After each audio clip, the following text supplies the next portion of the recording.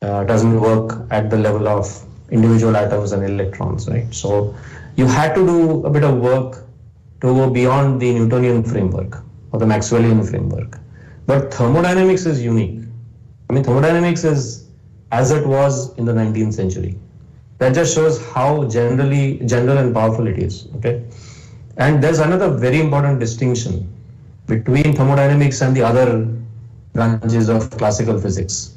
And you have studied thermodynamics in school, and you have studied electricity and magnetism and also mechanics in school. But there is one fundamental distinction between thermodynamics and the other branches of classical physics, and that is that in Newtonian mechanics or in electrodynamics, you are dealing with individual electrons or individual particles. So you study Newton's laws and you discuss momentum conservation and angular momentum, etc. And you deal with individual particles, or you might deal with a rigid body. But a rigid body you might as well replace with its center of mass motion. So you're effectively again dealing with one particle, right?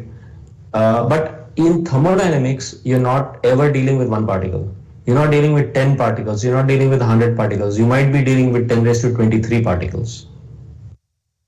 Okay, so there is a fundamental distinction in thermodynamics, namely the things that you calculate in thermodynamics is an average always. Always remember that. In thermodynamics, you are not interested in what is happening to an individual particle. If you want to talk about the motion of individual particles, you have a branch of science called kinetic theory of gases. Yes, you do discuss, even there you discuss collections of particles. But at least you're talking about particles.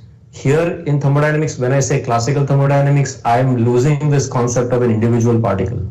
It's a continuum. So there are maybe 10 raised to 23 particles. And all I can talk about is an average quantity. Okay. So in other words, in thermodynamics, we are exclusively concerned with a macroscopic description of nature. If you want to discuss a microscopic description of nature, then you have something called statistical mechanics. Okay. In statistical mechanics, you are concerned with individual particles, what they are doing, moving around, what are the average, like you might ask specific details about the system, and then those details will vary from system to system. Okay. So StatMech is concerned with microscopic description of matter, and thermodynamics is exclusively concerned with macroscopic description. Now that is in a sense a powerful thing, because in the lab or when you do experiments, what are you doing? You're not measuring the properties of individual particles. In most situations, you are measuring, say, a quantity called pressure. Right? What is pressure? Pressure is not pressure on a wall is not due to a single particle bouncing off the wall or 100 particles or 1,000 particles. Maybe 10 raised to 23 particles are bouncing off the wall, and you're looking at the momentum flux, right? Or the averaged momentum flux. What is momentum flux? Momentum per unit time per unit area, which is the pressure, right?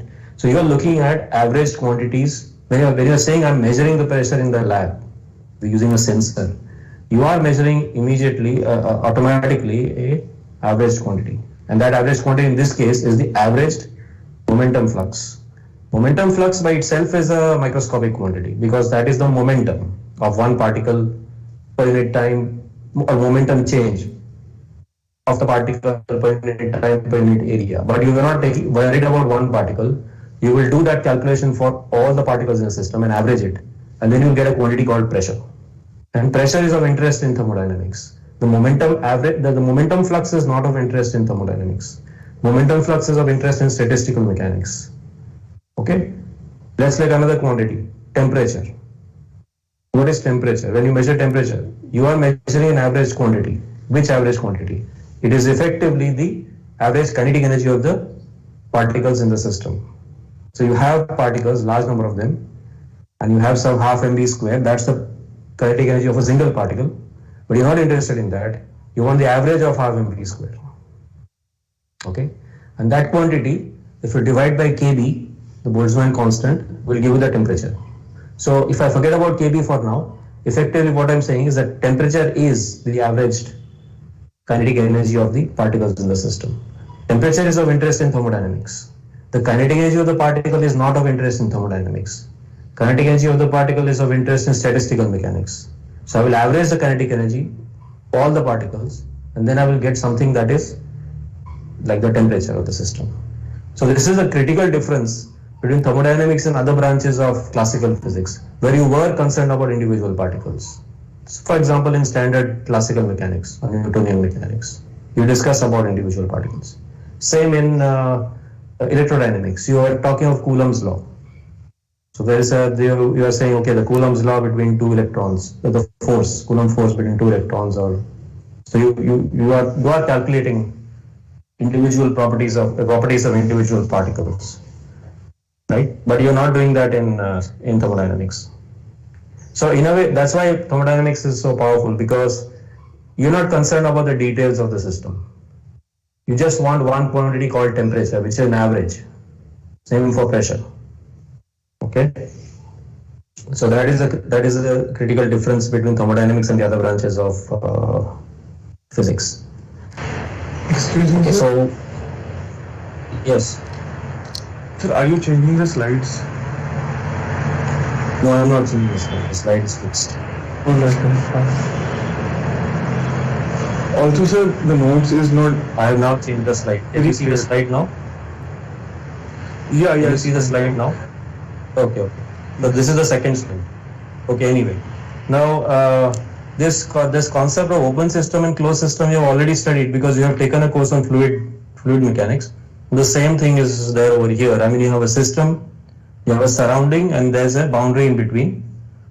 And you could have an open system where the mass is not conserved, or say you have some mass flowing through the system, or you have here you can see I have in this figure he's taken mass flow rate here, m dot in. Also you could have enthalpy, h dot in, or you could have s dot in, the entropy rate. These words enthalpy, entropy we'll discuss later. Well, let's just say that you have some mass flowing in and some mass flowing out. This is an open system, but in a closed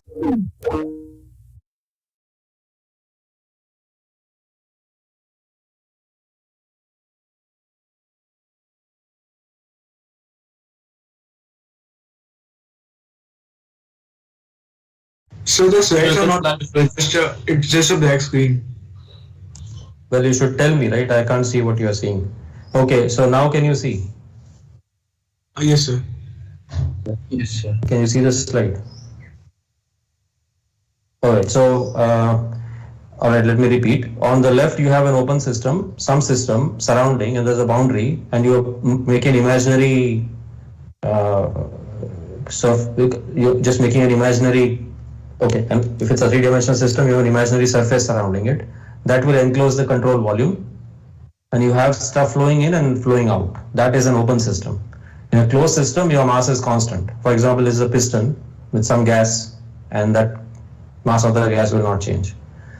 So this is, you can call this a control mass. This is the same concept as you had in fluid dynamics, and as you studied over there, control surface can be movable, it could be stationary, either case.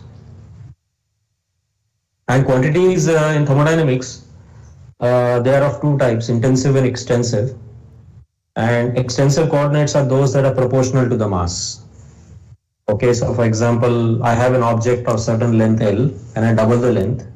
That would automatically mean I've doubled the mass, because more the length of the material, more the mass. Okay, so quantities on the right are all extensive. Some examples of extensive quantities. And quantities on the left are all intensive, so they are independent of mass. Okay, so pressure does not depend on the mass of the, I mean, if you double the amount of gas, the pressure will remain the same still. Okay, so anyway, and extensive coordinates in the usual practice is that you don't discuss the volume directly, because this volume that you measure is going to change with the mass. Okay, so more the material, more the volume. So what you want to discuss is a specific volume. You divide out the mass. So volume per unit mass, which is nothing but inverse of the density. So the script V is commonly used to indicate specific volume. And for other quantities also, if it's an extensive quantity, you will want to divide out the mass. You can calculate volume directly if you want, but it is cleaner to measure the specific quantity, because the mass variation is divided out. Okay. Now,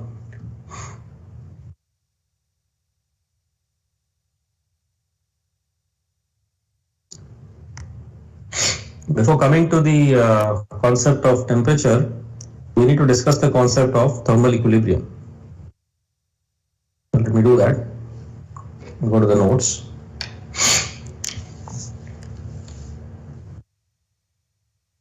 Now, the basic concept is the concept of thermal equilibrium, and that actually will lead to the concept of temperature.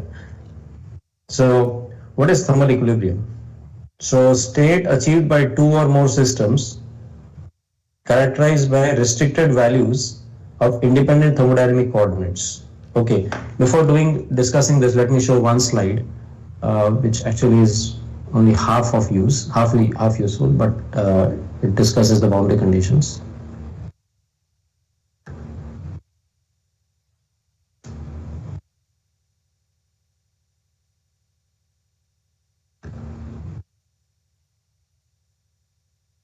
Okay, I hope the screen can be seen. The first thing is the properties of a system depend on the boundaries, or the walls. So you can in thermodynamics discuss two kinds of boundaries. One is called an adiabatic wall, if you like, and the other one is a diathermic wall.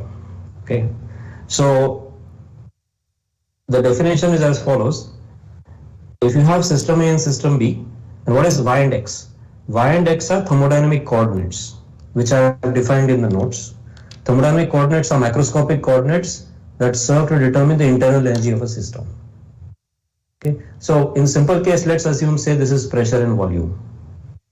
Okay, so you have the pressure and volume of system A, and you have the pressure and volume y prime x prime of system B, and between them boundary is an adiabatic wall. Now, adiabatic wall is a wall or a boundary condition wherein systems A and B can take all possible values of y and x. So A could take any value of pressure and volume. Now, of course, when I say any, I don't mean such a large pressure that the wall itself gets destroyed. We don't want that. We are assuming the wall is still there. But you are not having restrictions on the values of pressure and volume, or so PV and P prime V prime here. There's no restriction. Then the wall would be called an adiabatic wall. Example could be wood, concrete, thermocol in real life. If you have a diathermic wall, for example a thin metallic sheet, then you do not have the freedom to choose any value of y and x and y prime and x prime. The only restricted values are possible. So I have system A and system B, and I put them in communication through a diathermic wall. Then, after a certain period of time, system A and system B will have only restricted values. So some restricted values of y and x are possible, and some restricted values of y prime x prime are possible. That defines a diathermic wall. Okay, so these are the two kinds of boundaries or walls that we are interested in thermodynamics. Okay, so I will define what are the properties of an adiabatic wall more quantitatively later. But for now, I have not even discussed the concept of temperature, right? And that will come later. I need to first discuss the concept of thermal equilibrium. Okay, temperature is a concept that follows from thermal equilibrium. So first I need to discuss what is thermal equilibrium. Okay, that is the logical sequence. So what is thermal equilibrium? Thermal equilibrium means, so I'm reading out now from the notes, the state achieved by two or more systems characterized by restricted values of independent thermodynamic coordinates after the systems have been in communication through a diathermic wall. Okay, so if I take this system, this picture on the right, then after system A and system B have been in communication through a diathermic wall, and you have only some restricted value of yx here and some restricted value of y prime x prime, I will say the system A and system B are in thermal equilibrium. Note, I did not say anything about temperature yet. That will follow later. But right now, all I'm saying is, whatever this is PV and this is P prime V prime, that those values are restricted to be certain value only. When you put the system A and system B in communication through a diathermic mole. So that is what thermal equilibrium is. Okay, so I will say the system A and system B are in thermal equilibrium. Now, thermal equilibrium is what you use to obtain the zeroth law of thermodynamics, which you have actually studied in school. In your school level physics. Okay, but this is a more logical way of doing things. Incidentally, one thing I should say, one good thing about thermodynamics is that the mathematical level required is very, very low. All you need is calculus. I assure you, in this entire course, you will use nothing but calculus. And that too, not advanced calculus or anything like that. You will not even do any multiple integral. You will not do surface integrals, nothing of that sort. Basic calculus is all you need. The reason why thermodynamics is considered as a difficult subject is not because it has difficult mathematics, but because it has very subtle physics. You need to think a bit before you solve any problem, okay? It's not a blind process where you can just use the formula and you'll get the answer. That won't happen. So thermodynamics is considered as a difficult subject only because of the subtlety in the physics. You need to understand the concepts very well. The mathematics is very, very simple. All the mathematics that I'm going to use in this course is easily understood by anybody in the 11th standard or 12th standard of school, easily. But that's not the same as in other branches of physics, right? I mean, if you go to electricity and magnetism, then you need to use curl, divergence, gradient, you need to use surface integrals, volume integrals, all of that comes about. Nothing of that sort in thermodynamics. So that's one good thing about thermodynamics, that the math level is really very, very low. But that is in a way compensated by the highly subtle concepts, and you have to really think about the subject while you're doing any problem or you're applying it. Okay, so that's one thing. So let me come to the zeroth law of thermodynamics then, and it's very easy to state. Two systems in thermal equilibrium with a third are in thermal equilibrium with each other. That's all. Okay, so you can see here this picture on the left. This hashed line indicates a adiabatic wall. The solid, this solid line here, a solid wall indicates diathermic wall. So what has been done here is system A and system C are in thermal equilibrium. System B and system C are in thermal equilibrium. Okay, so what will happen if I interchange these two walls? So if I interchange this adiabatic wall and the diathermic wall, I get this picture. What you will find is that once you set up a system like this, what will happen to A and B? A will have restricted values of X and Y, and B will have some other restricted value of X prime, Y prime. But when I go to this case, the figure on the right, I will find that these restricted values will not change. Basically, this will also have the values Yx, and this will have the values Y prime, X prime. That's all it is saying. All you are saying is, because A and C and B and C are in thermal equilibrium with each other, when I put A and B in contact, I don't find any change in their thermodynamic coordinates. That remains the same. So this will remain as xy, this will remain as x prime, y prime.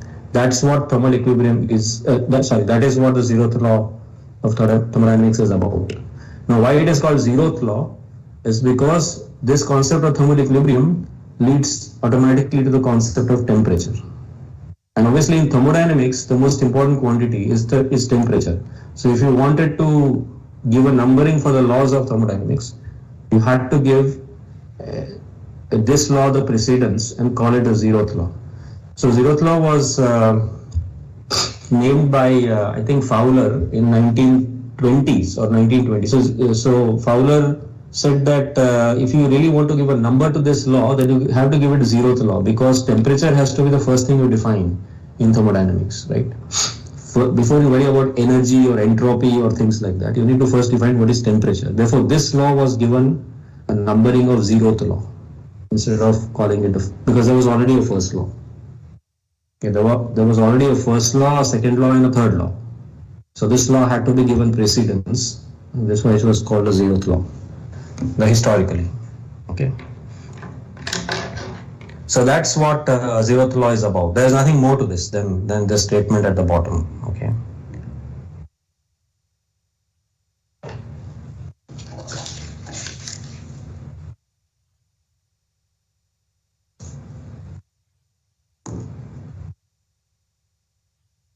I just be back in a minute.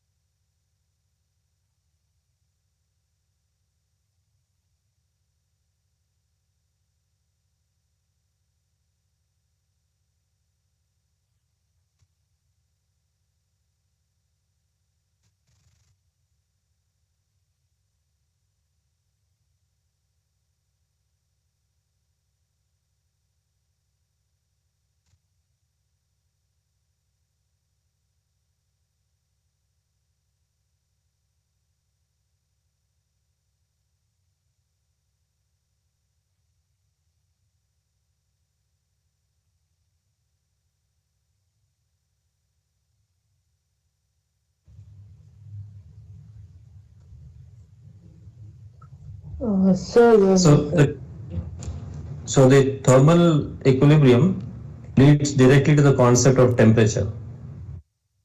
Okay. So let me define. All systems in thermal equilibrium can be represented by a number called the temperature. Okay, so how do we obtain this number called the temperature? That's what I'll be discussing. So let's take systems A, B, and C, and their thermodynamic coordinates are these pairs x, y. You can think of them as pressure and volume. X, y, x prime, y prime, x double prime, y double prime. Three systems. Now let A and C be in contact through a diathermic wall. So what will happen? A and C will come to thermal equilibrium. Now at thermal equilibrium, let us say there is some function x, y, x double prime, y double prime is 0. And I'm putting the subscript AC to indicate we're talking of systems A and C. There's some functional dependency between these thermodynamic coordinates. Or I can rewrite it. I can just write it as y double prime is GAC, some other function GAC of x, y, and x double prime. This is just some function. What I'm saying is when A and C are in equilibrium, these are not independent, right? The pressure, volume, PV and P double prime, V double prime are not independent. There's some relationship, right? Because they are in contact through a diathermic wall. So there's some relationship. So I'm just writing as some functional relationship, and I can rewrite it as in terms of y double prime. That's all. Similarly, I can do the same for B and C.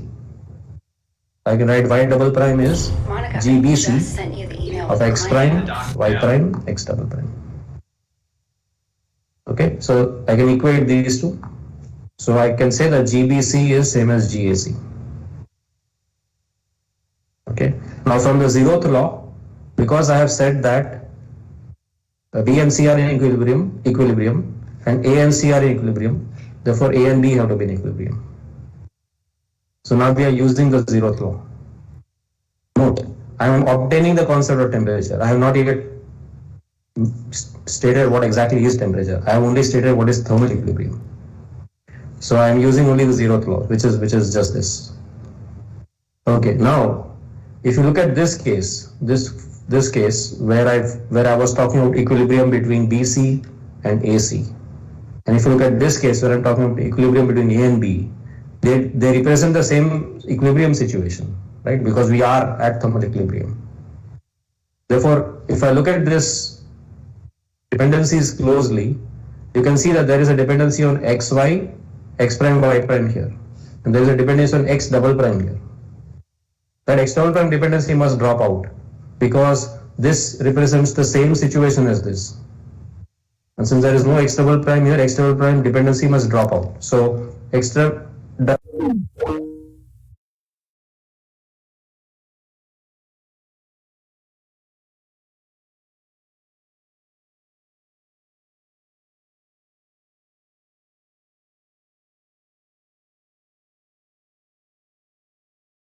Fine. Now I will do a similar argument for A and C in thermal equilibrium with B. Right? Previously, what was I doing?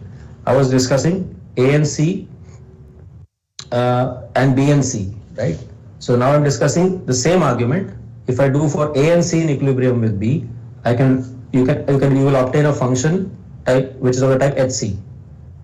Okay. So because they all represent the same situation, at thermal equilibrium, I will say that all these functions are the same. So HA xy has to be the same as HB x prime y prime is the same as HC x double prime y double prime, and all of these I'll call as some number theta. Okay. So at equilibrium, A, B, and C have something in common, which I'll call theta, and that theta is the temperature, or to be more precise, the empirical temperature, because we are just doing experiments here. Okay, how are we doing the experiments? We are bringing the two systems and putting them in contact through a diathermic wall so that they come to thermal equilibrium.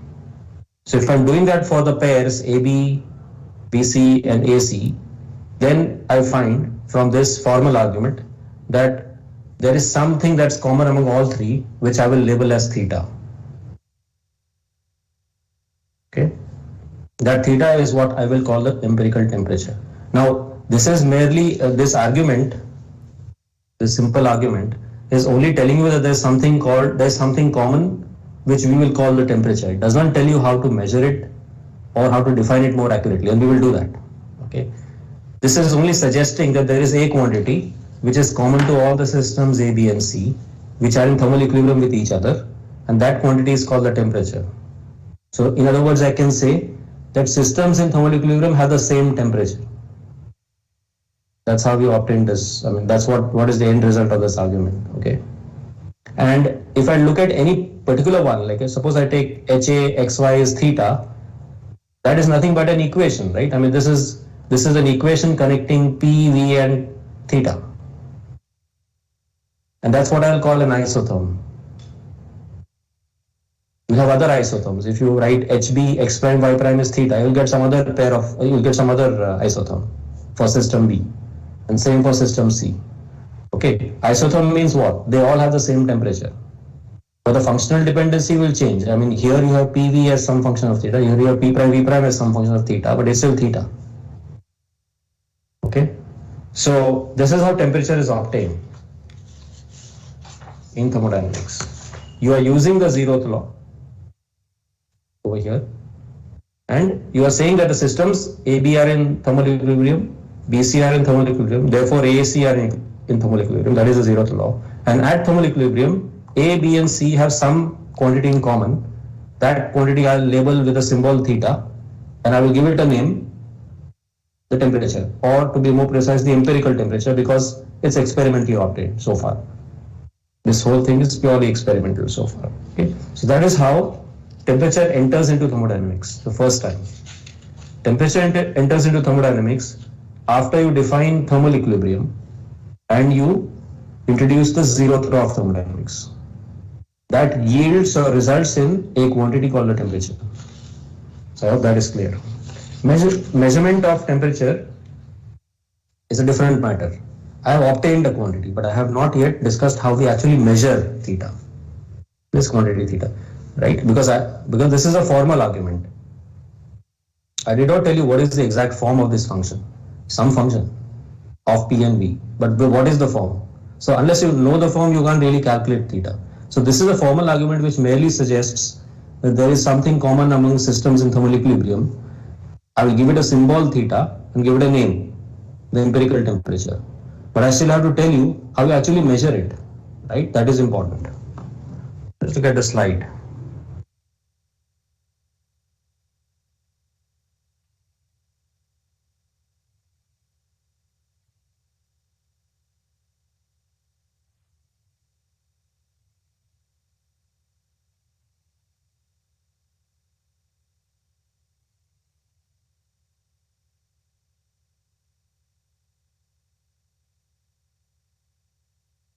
So on this slide, I have shown you what isotherms look like.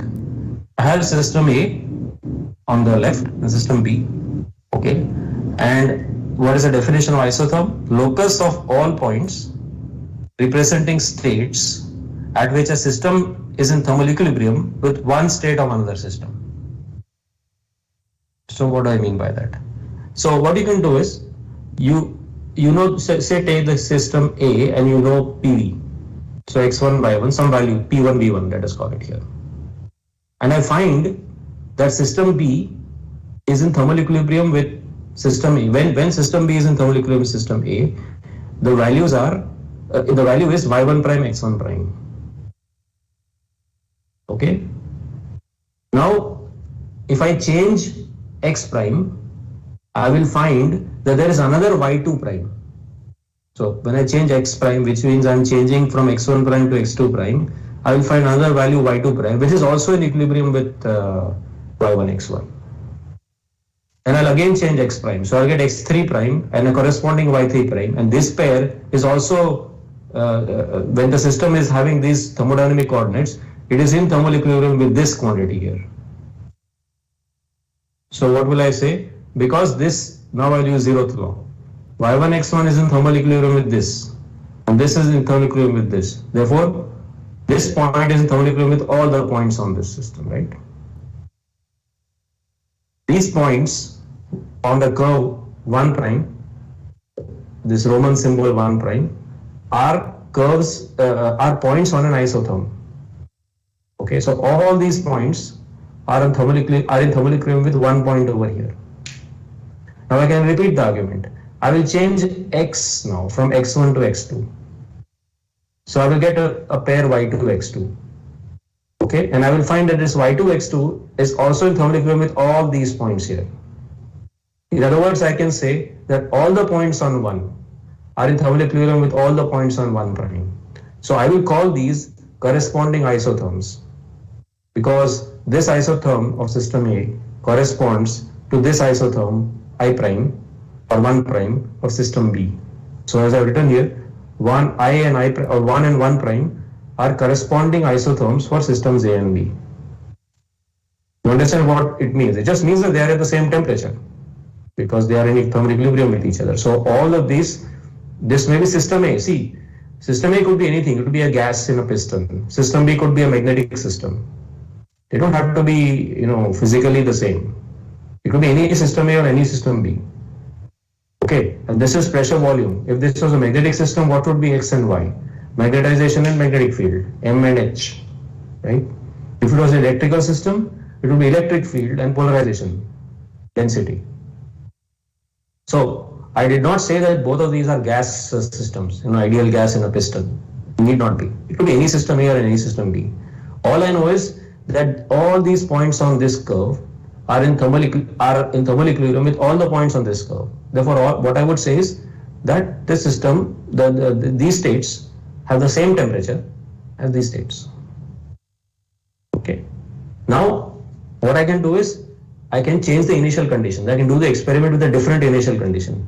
Then I can get other pairs. So I could get 2 and 2 prime, some other pair of corresponding isotherms.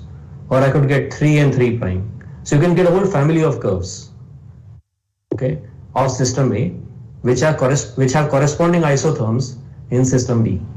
The thing that is common is the temperature, right? So the curve 1, all the points have the same temperature as the points on 1 prime. The points on 2 have the same temperature as the points on 2 prime, and so on. So these are isotherms, okay? Is that clear? So this concept of isotherm is how, this is just a graphical way of showing the same thing, okay? Now the question is, how do you measure temperature? Okay, measure theta, the object theta that I have defined.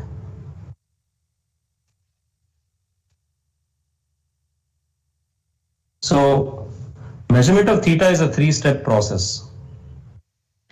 Okay, so let's look at this. So after we are, once we are done with this, we'll stop, because this is enough for today. Okay, so how do you measure theta, temperature? It's a 3-step process. Okay, firstly, you choose a system with some thermodynamic coordinates xy, and you call it a thermometer. Okay, so you could say that a gas in a piston is my thermometer, because that's what I choose to be my thermodynamic, to be my system, and the thermodynamic coordinates are pressure and volume. You can choose any system you like, and then it will have some pair of thermodynamic coordinates. I will call that system a thermometer, and x will be the thermometric property. So for example, x could be the pressure, meaning this is the quantity I'm going to measure in the lab to calculate the temperature. Okay. Now, historically, and after a lot of experiments, the standard thermometer chosen was the constant volume gas thermometer. Now, you might ask the question, why this thermometer and not some other?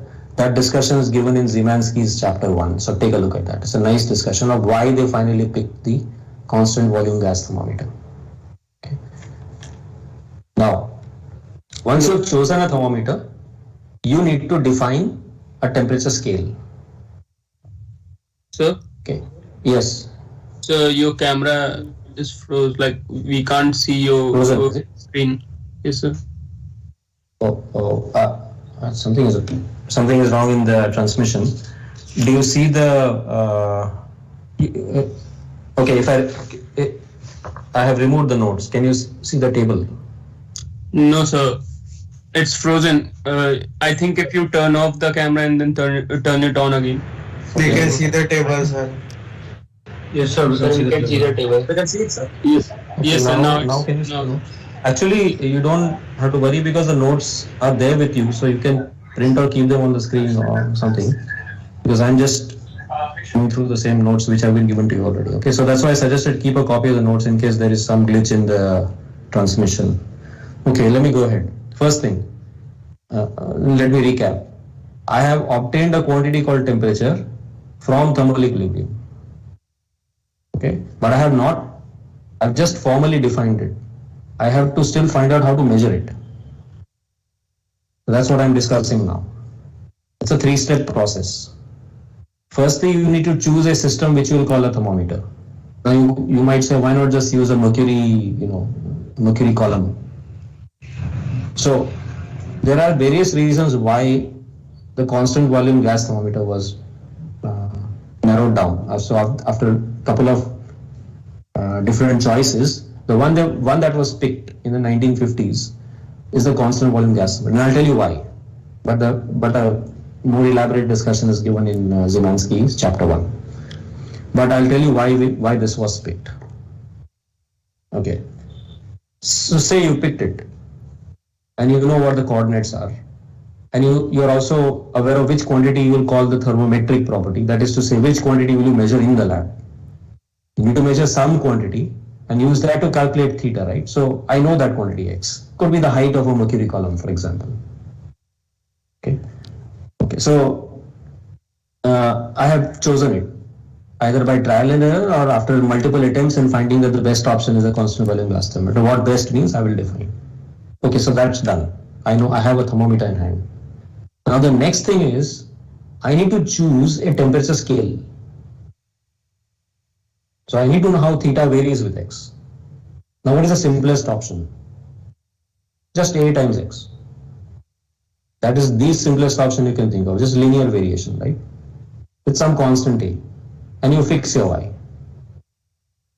So I have defined an arbitrary temperature scale, but I still need to know what is A. Okay. So how will you determine A? We have to choose a fixed point of thermometry. What that means is I need to choose some value of x.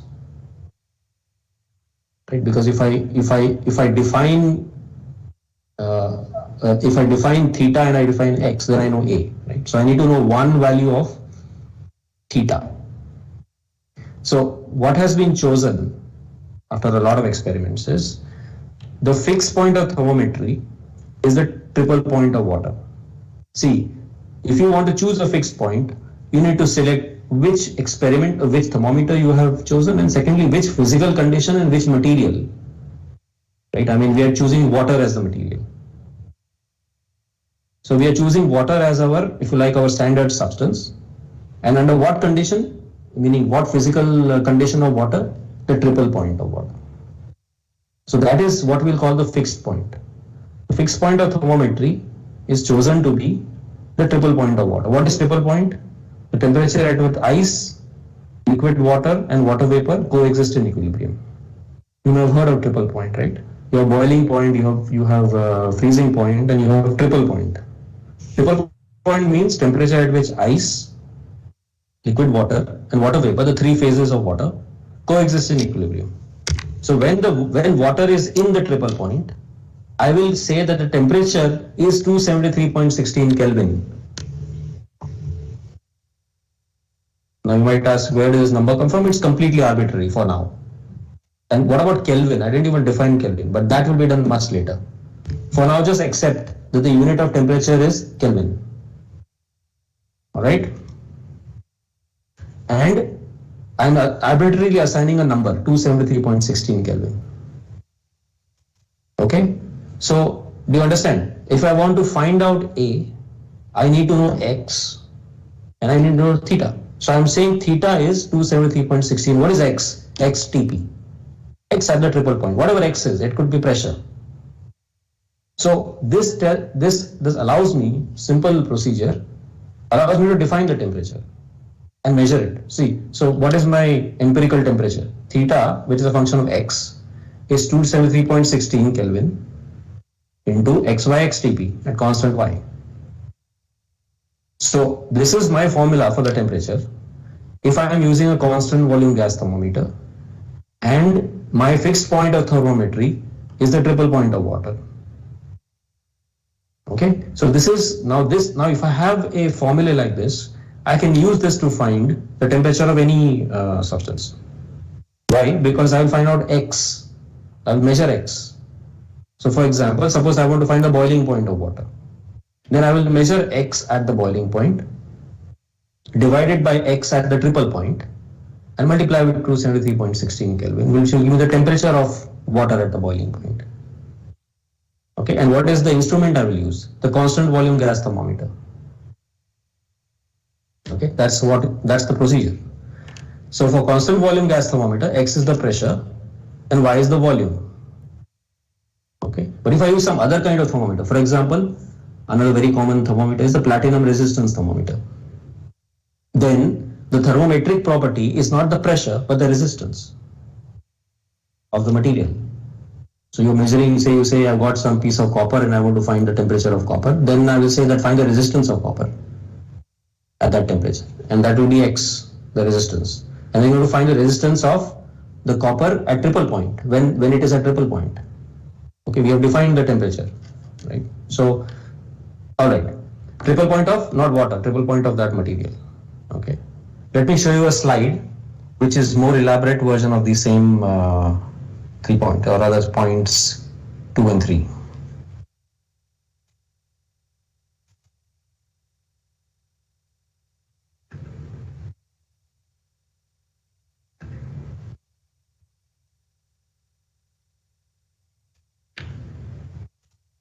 So the measurement is done in a triple point cell.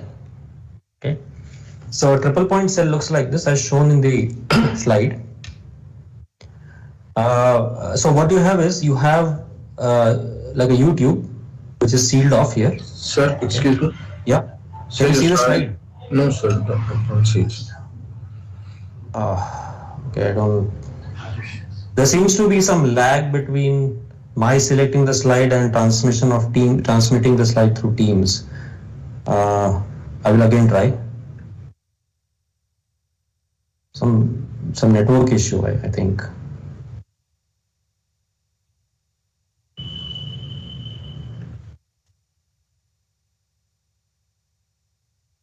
Okay, are you able to see the slide now? Yes, sir. Yes, sir. Okay, there's some transmission lag between. I don't know. Maybe there's a lot of traffic on this network. Okay, so this is a triple point cell, which is used experimentally to find the temperature of any material that you want. Let's discuss how this is used, because I am particularly concerned that thermodynamics should not be done as a purely theoretical exercise. It most certainly is not. Thermodynamics is a completely empirical science. Therefore, when you talk of anything in thermodynamics, you should know how to measure that quantity. Okay, so here we are talking about measurement of temperature, the most fundamental thing in thermodynamics. So it is necessary to spend some time on the experimental side of it also, because as I said, thermodynamics is and has always been an empirical science. It's not something that you have obtained from pure mathematical reasoning. Certainly not. It has come from experimental evidence. Okay, all this is coming from experimental evidence, all of it. Okay, so coming back. So triple point cell looks like this. It's a U-tube. We put water inside and you'll have some vapor. At equilibrium, what will happen? There will be equal number of molecules going out from the vapor, from the water into the space above and going back and forth. Okay. Now what you do is you put in a freezing mixture in this this part here, not this thermometer bulb. You stick in a bulb which or an object which contains a freezing. What is a freezing mixture? So typically you use dry ice and alcohol in the inner wall. Okay, so once you do that, you will form ice. Okay, at least the water that is in contact with this wall, the inner wall, will get frozen, right? It will form ice. Now remove the freezing mixture and stick in a thermometer bulb. What will happen is you will have melting, local melting. So you can see here in this picture, between the wall and the ice, there is a small thin layer of water, right? There is a water layer here. So is this a triple point, right? You can see, like, look at this part here. In this part, you have ice, water vapor, and water in equilibrium. So system is in the inner wall. At least this part, the inner wall portion is at triple point. So that's how you experimentally obtain the triple point condition for water. Because triple point means temperature at which ice, liquid water and water vapor are coexisting in equilibrium. And that is what is happening here, at least over here, because you have water vapor in contact with ice and with water. So this essentially this part, the very thin layer, will be a triple point. So this is called a triple point cell. Okay. And what is a constant volume gas thermometer looking like? It looks like this, the picture on the left. Are you able to see this slide? Yes? Are you able to see the slide or not? Yes, sir. Yes, sir. Okay. All right. So this is what a constant volume gas thermometer looks like. Remember, I used the word bulb. That's just this object on this side. Okay. It has a U-tube arrangement again, and you can put in mercury over here.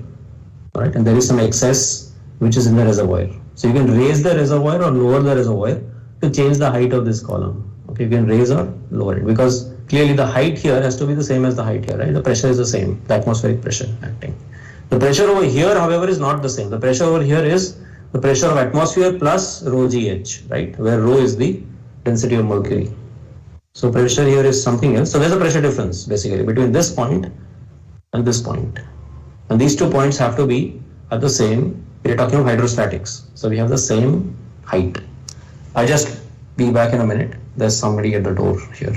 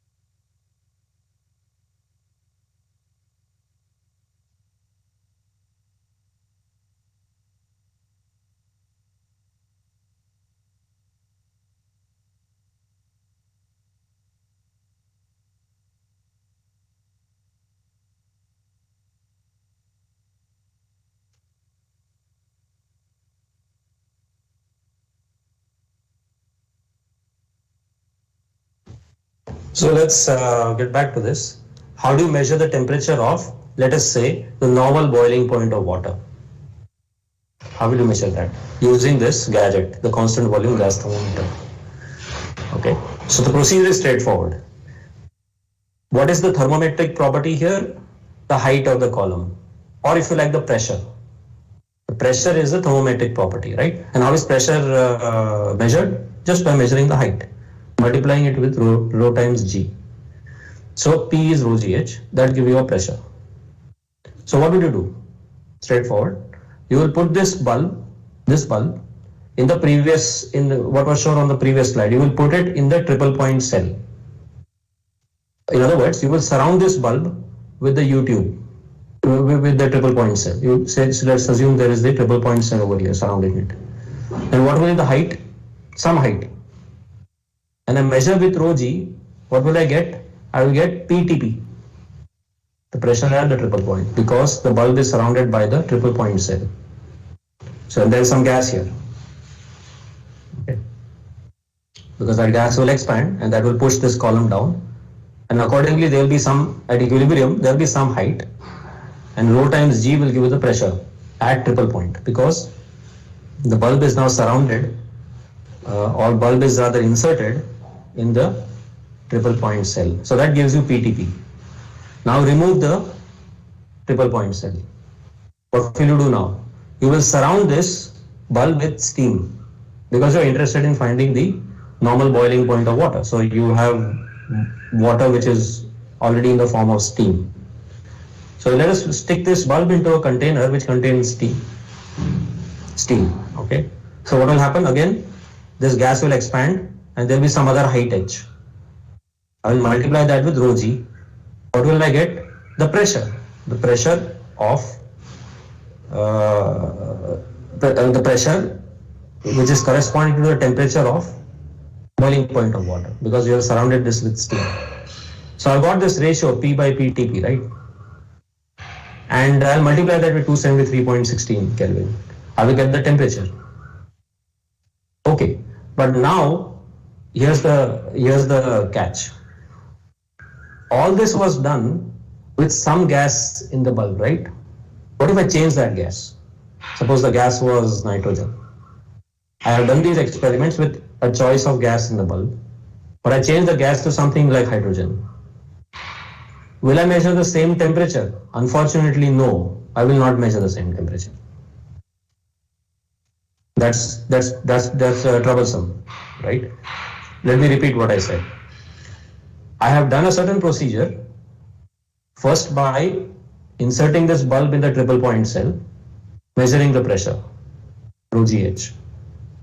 This H, which I can measure in the lab, multiplied with rho G. Rho is the density of mercury. And I did the same experiment again by surrounding this bulb with steam.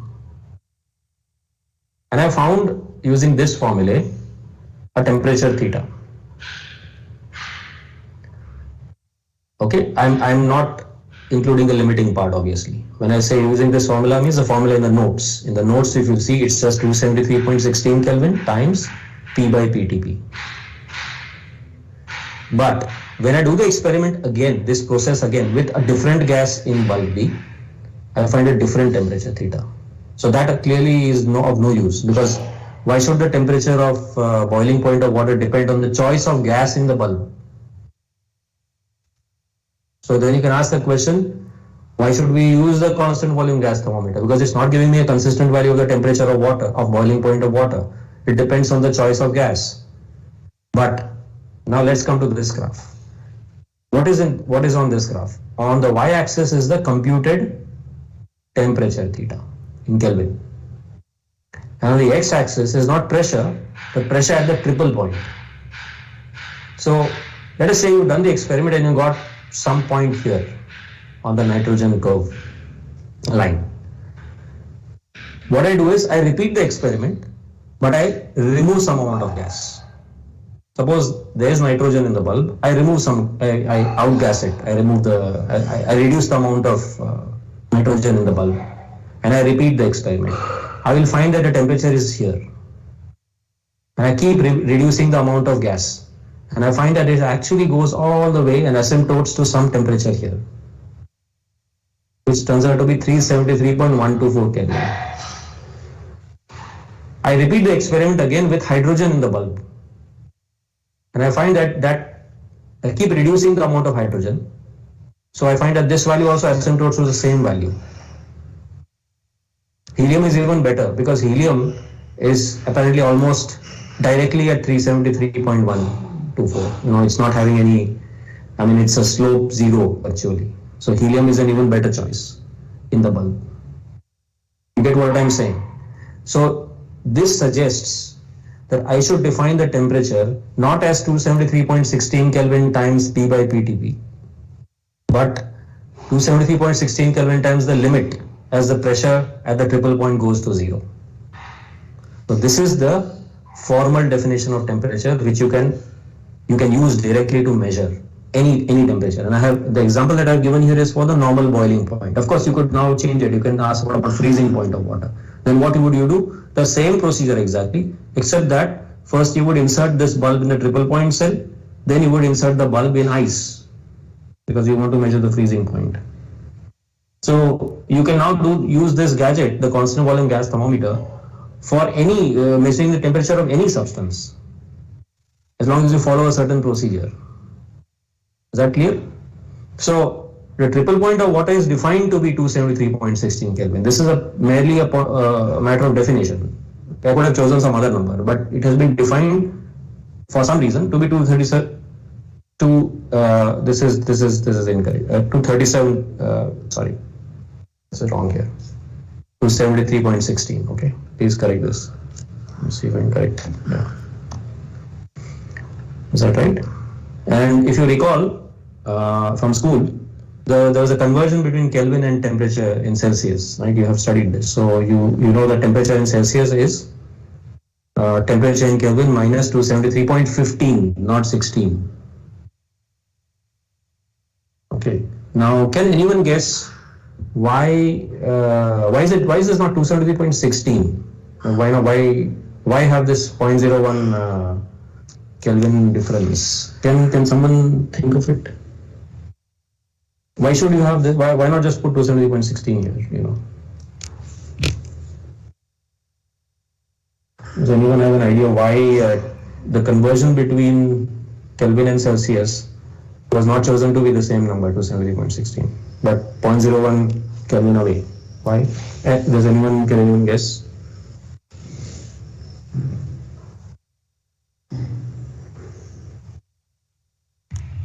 Does it have to do with the fact that the triple point is not exactly the freezing point, because the freezing point would be exact 0 degrees Celsius?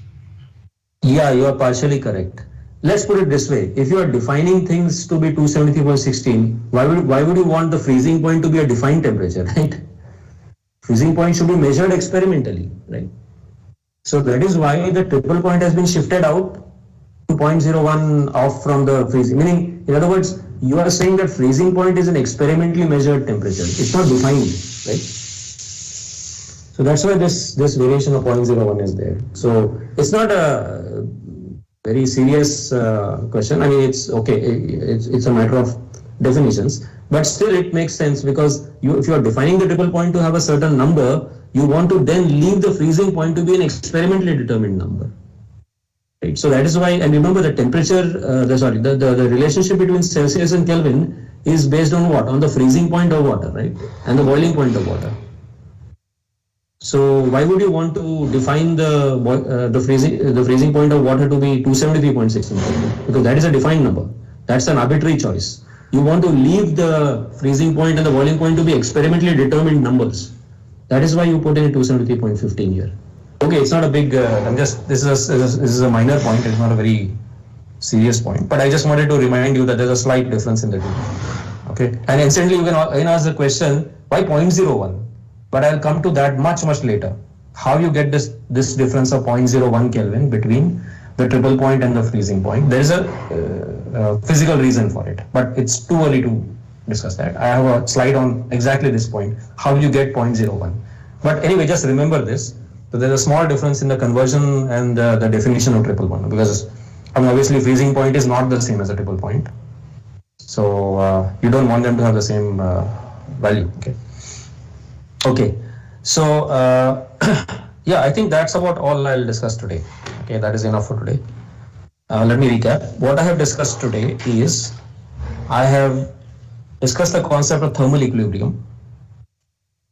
I've discussed the concept of temperature which arises out of thermal equilibrium.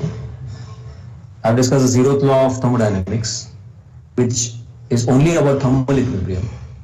Although you might see books where they say that okay, if system A and system B are at same temperature, and system B and system C, but that is just completely incorrect, because the zeroth law what it has to say is about thermal equilibrium of two. It doesn't say anything about temperature. Temperature is a consequence.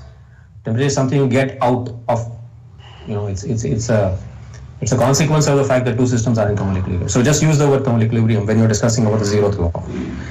And when I defined this quantity theta formally using a simple argument and using the zeroth law, I did not tell you, it is not clear how would you measure this quantity temperature.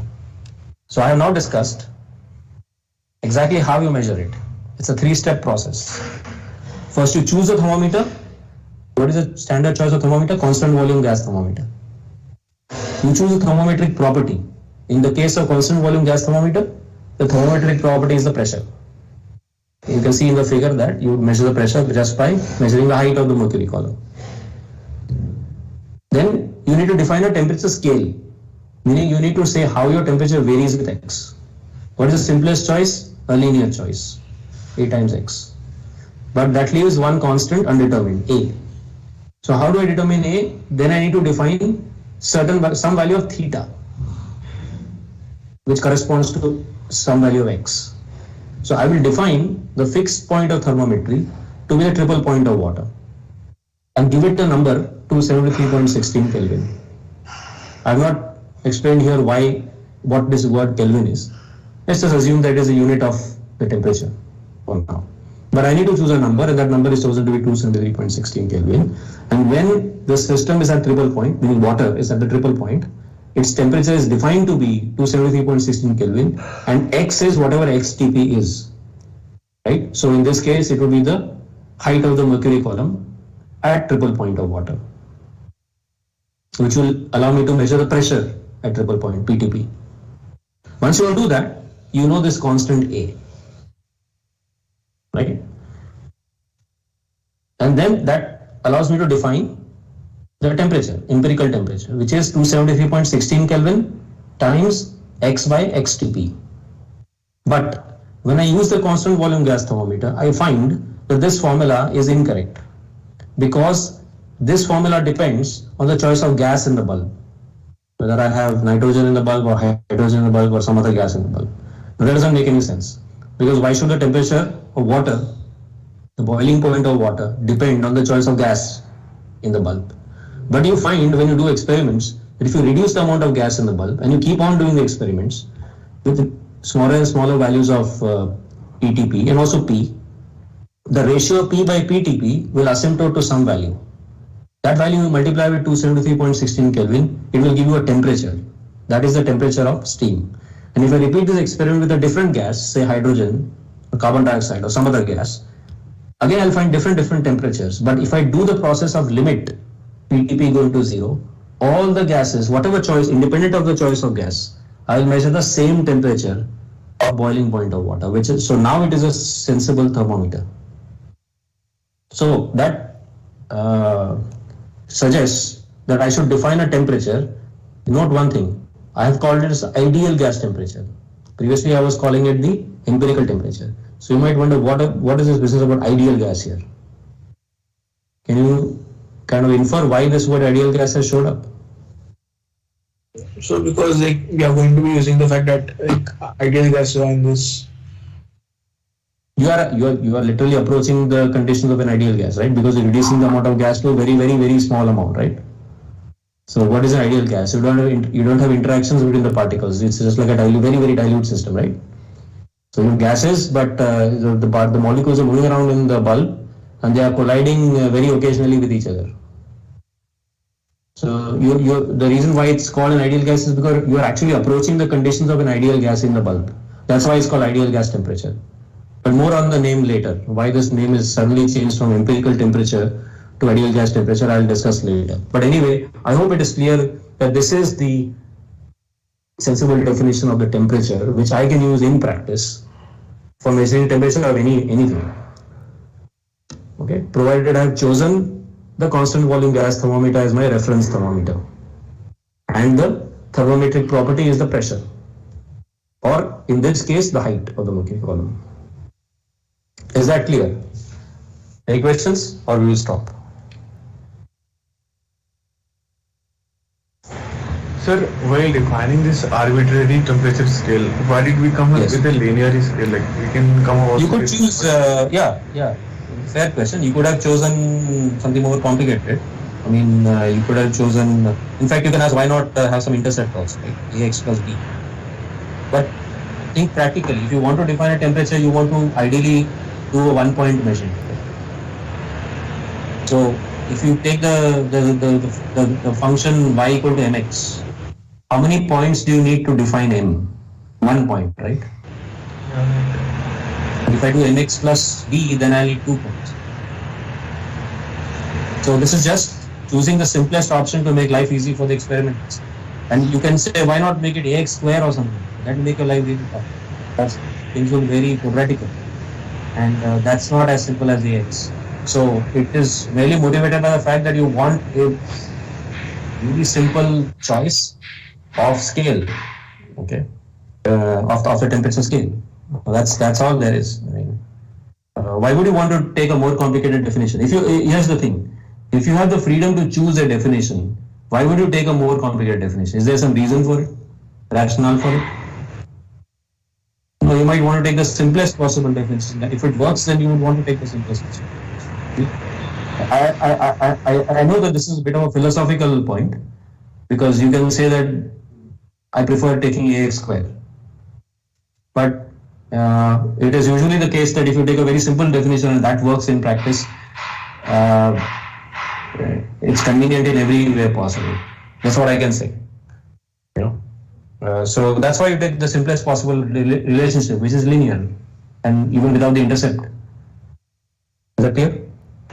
Yes, sir. Okay. So the keyword here is arbitrary.